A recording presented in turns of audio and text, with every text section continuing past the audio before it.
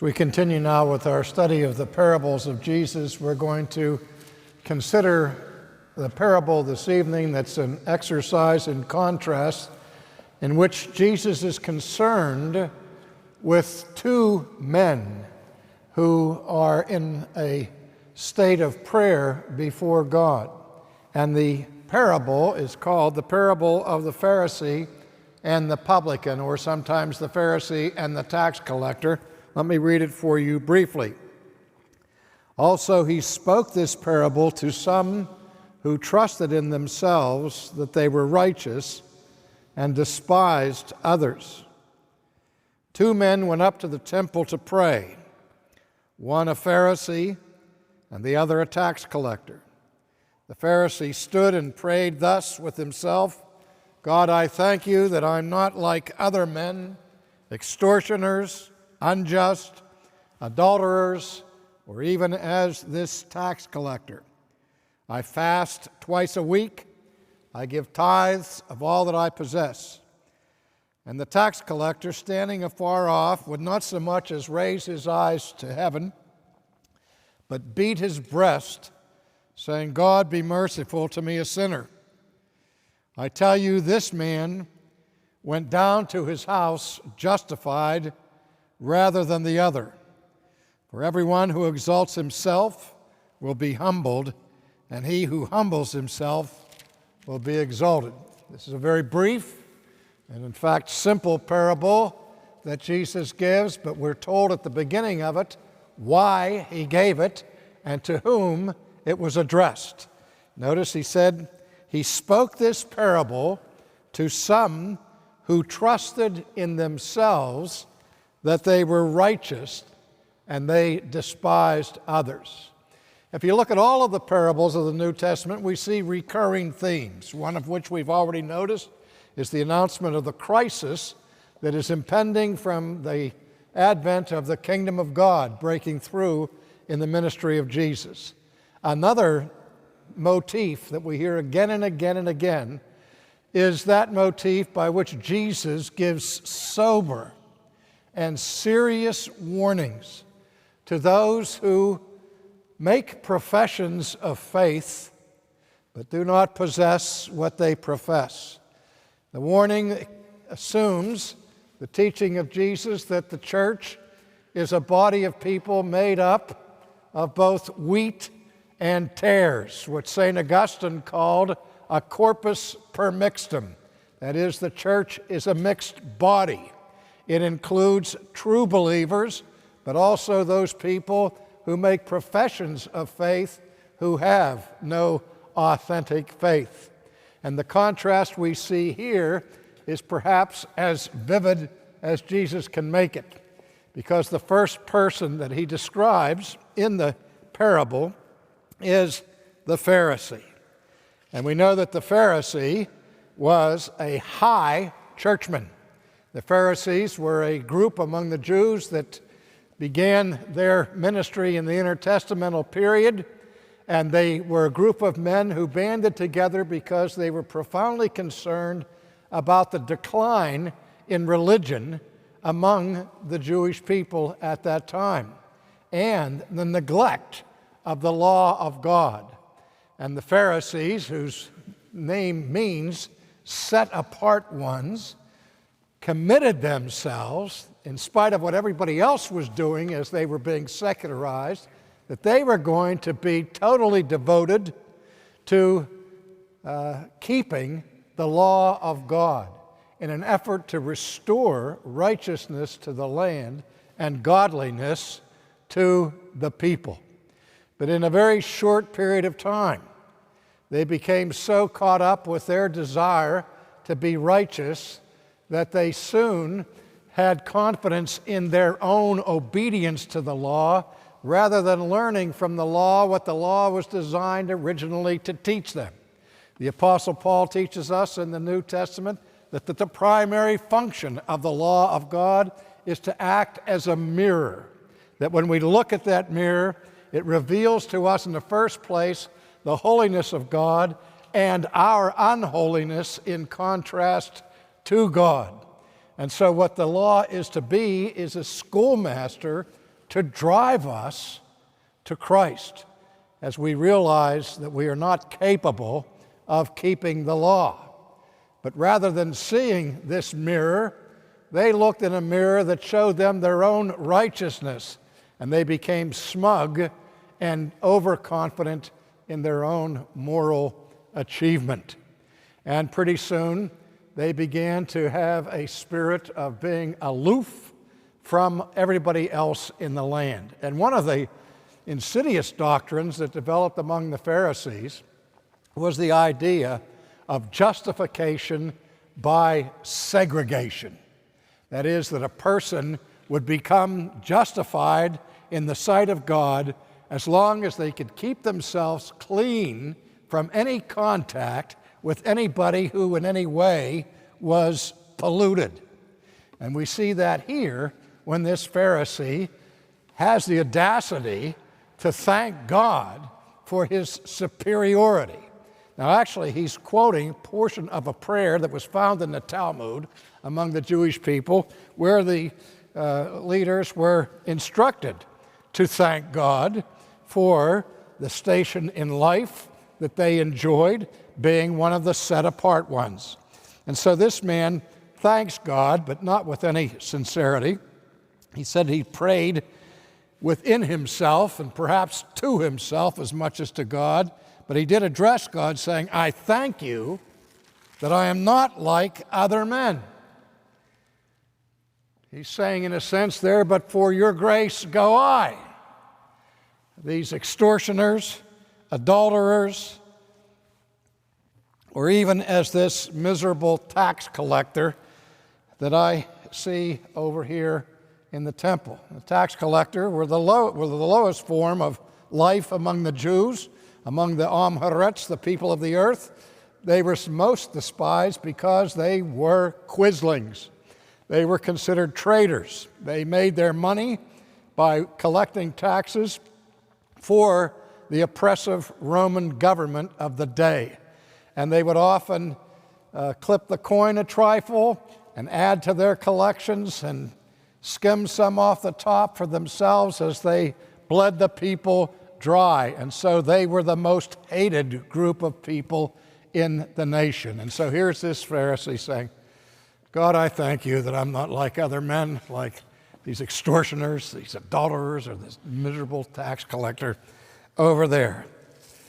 And I want you to remember, God, that even though your law requires fasting only once a year, I fast twice a week.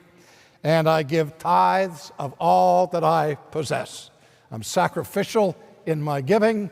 I am the quintessential true religious man. Now, the first thing that we understand about this Pharisee is that he has a seriously distorted understanding of what justification requires. Here's a man who thought that to be justified in the sight of God would be accomplished by one's own achievement of righteousness. Here was a man who added to grace his own merit, who added to faith his own works, adding to the work of Christ his own performance. And there are many Christians in the world today who believe in order to be redeemed, in order to be justified, you must have faith, you must have grace, and you must have Christ. But they invariably add something else to the mix. They say, I must have faith plus works. I must have grace plus merit. I must have Christ plus my own righteousness. The Roman Catholic Church, for example, to this day teaches that God will never pronounce a man justified until or unless inherent righteousness resides within that person.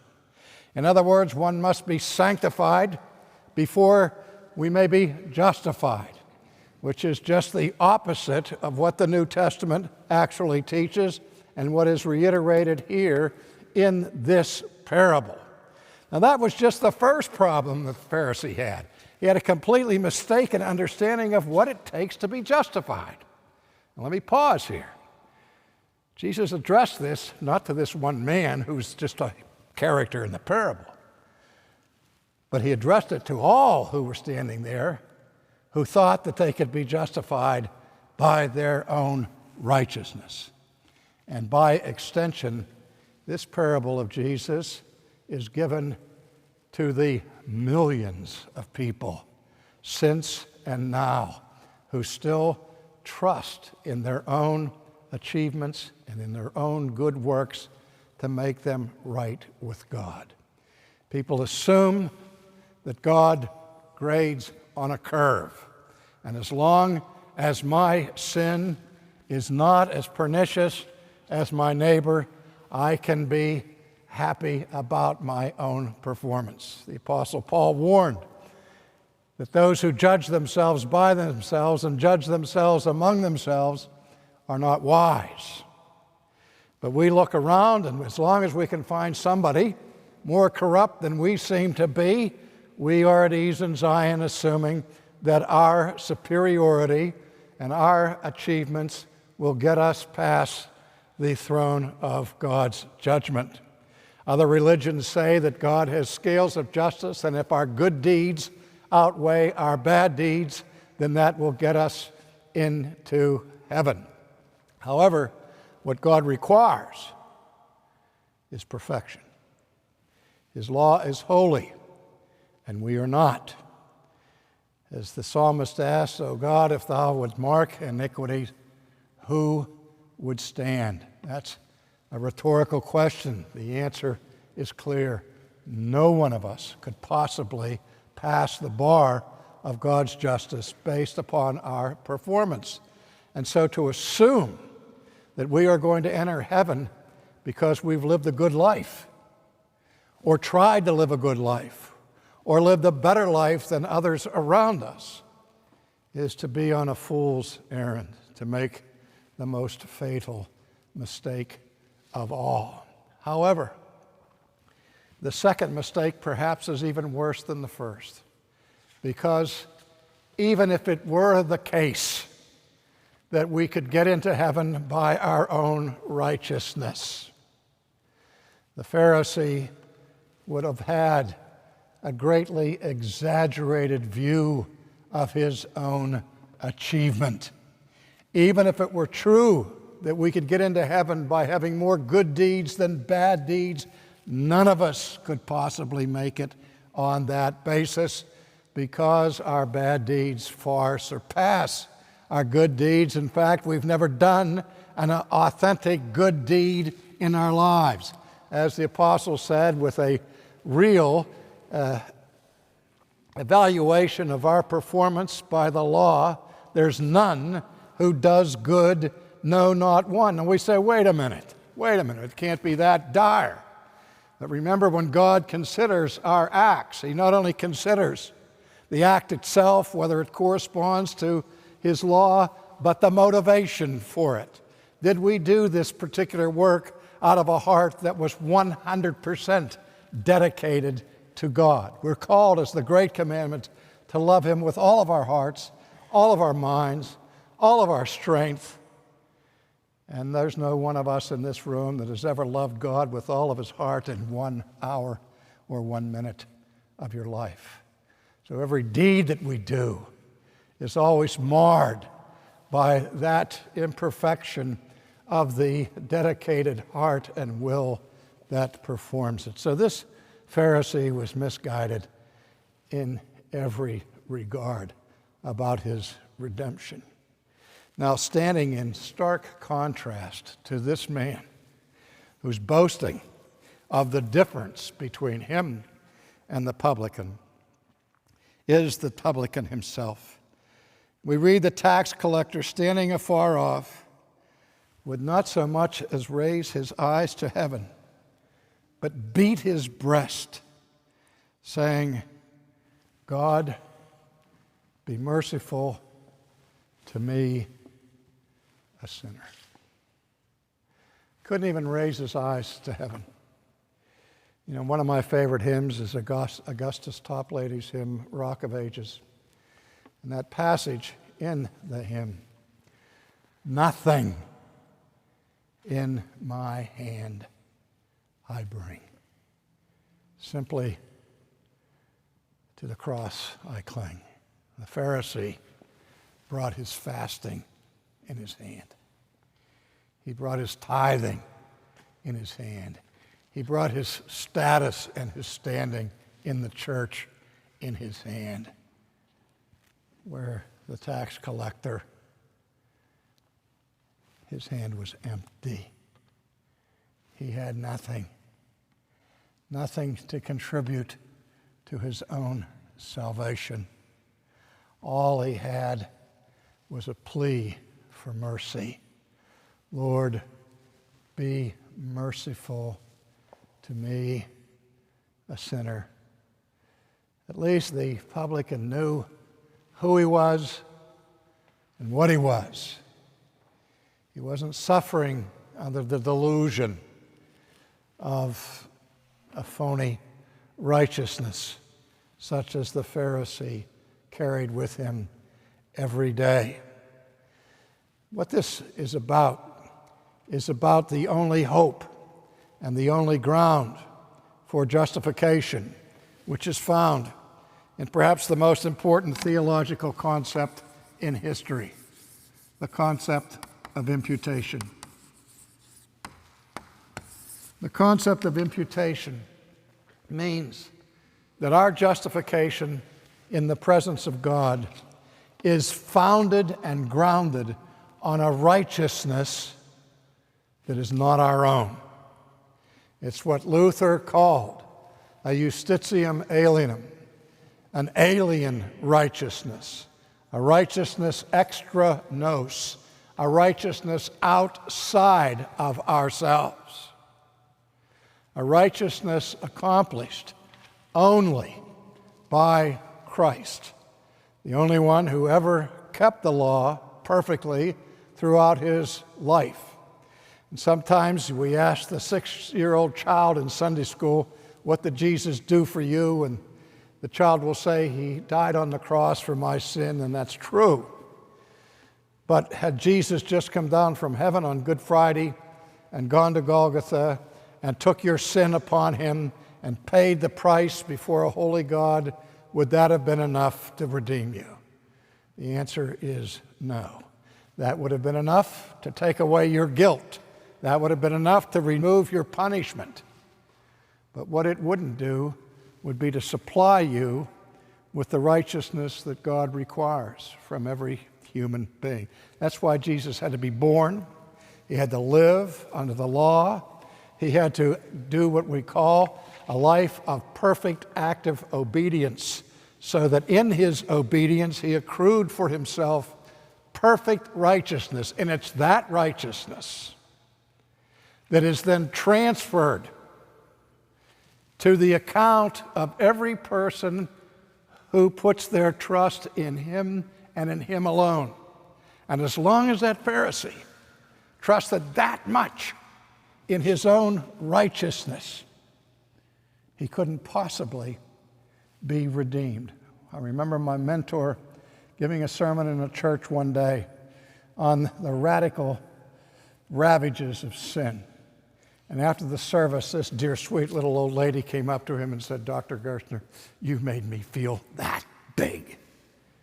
And he looked at her and smiled, and he said, ma'am, that's too much. He said, that's much too much. Don't you know that that much self-righteousness will send you to hell forever? If you're trusting in your accomplishments, in your goodness, in your works, you're no different from this Pharisee who went home to his house unjustified. The one who went home to his house justified was the one who rested on grace and on grace alone. Now, what is this mercy of justification? And what was this publican looking for?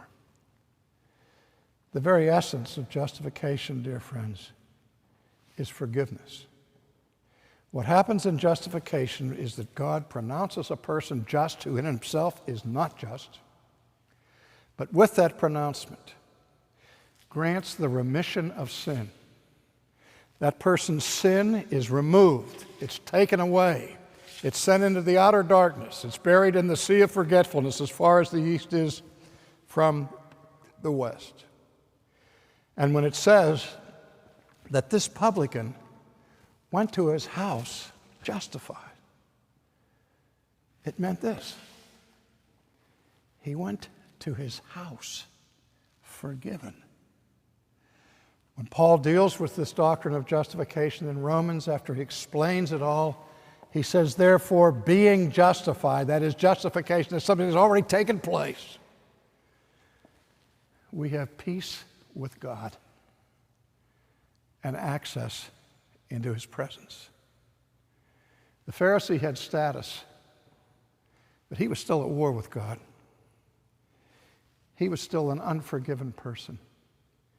And as long as a person is trusting in their own righteousness, they can never experience that grace of sin that is removed and forgiveness that is received. But again, the publican, he had nothing to claim. The only merit he had before God was demerit.